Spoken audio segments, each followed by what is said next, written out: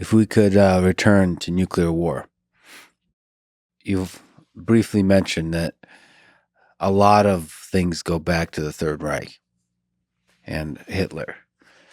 If we go back to World War II, we look at Hiroshima and Nagasaki, the dropping of the two bombs.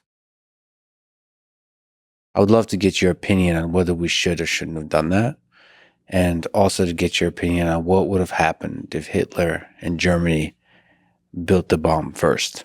Do you think it was possible he could have built the bomb first? In my researching Third Reich weapons for Operation Paperclip, because of course we got a lot of those scientists after. Which is another great book and a terrifyingly complicated operation. Yes. When, at what point do the ends justify the means, right? Yeah. But in looking at those programs, and we acquired Hitler's favorite weapons designers, and I'm talking about weapons of mass destruction like chemical weapons and biological weapons. But of course, America was ahead in the nuclear program, and an interesting detail reading Albert Speer's memoirs was Speer referring to a conversation he had with Hitler where Hitler said, "No, I don't want to do that.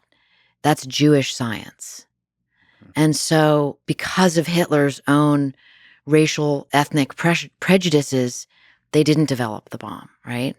As far as should we have dropped the bombs on Hiroshima, I've interviewed all kinds of people with different opinions, most of them that it ended the war. The best interview and most meaningful, perhaps, that I ever did was with Al O'Donnell, who was a participant in the Battle of Okinawa, which was like this insane. Just to read stories about Okinawa, it makes your hair stand on end. And O'Donnell, like so many others, was slated to invade mainland Japan to his almost certain death, right? So somebody like that, it makes sense right from the get-go why he would be pro-nuclear weapons. It saved his own personal life, and it saved everyone that he knew that he was fighting with, and it ended the war. Do you think it sent a signal? Like without that, we wouldn't have known perhaps about the power of the weapons. So in the long arc of that history, 70 years plus, it is the reason why deterrence has worked so far. Yes, that's an interesting thought. My thought goes to this idea that, like, of more, right? That everybody always wants more. It's a very dangerous, it's like more power, literally, not just figure, more power, right?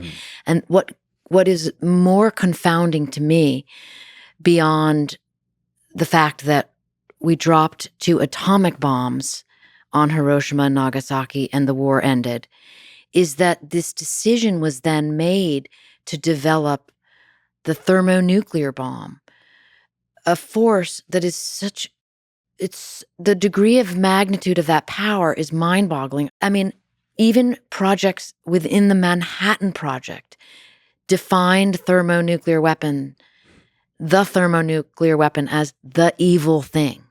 Like, it was evil. It's a weapon of genocide. Atomic weapons destroy cities. Thermonuclear weapons destroy civilizations.